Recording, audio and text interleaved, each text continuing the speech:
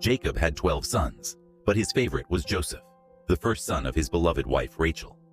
Jacob loved Joseph so much that he gave him a beautiful coat of many colors. This made his brothers jealous, and they hated Joseph because of their father's favoritism.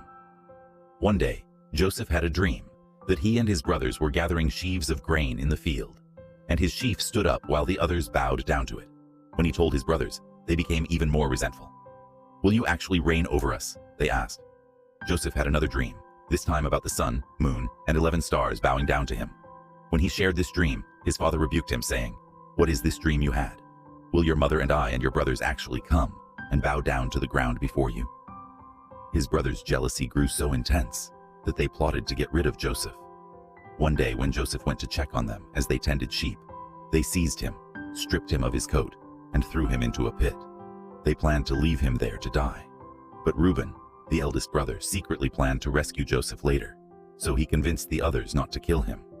Instead, they sold Joseph to a passing caravan of Ishmaelites for 20 pieces of silver.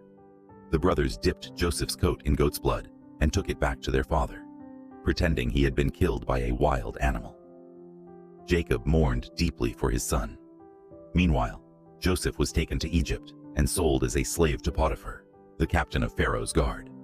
Despite his circumstances, God was with Joseph, and he prospered in Potiphar's house.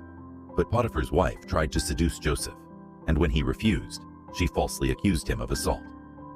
Joseph was thrown into prison. Even in prison, Joseph found favor with the warden, who put him in charge of the other prisoners. God was with Joseph, blessing everything he did, but his trials were far from over.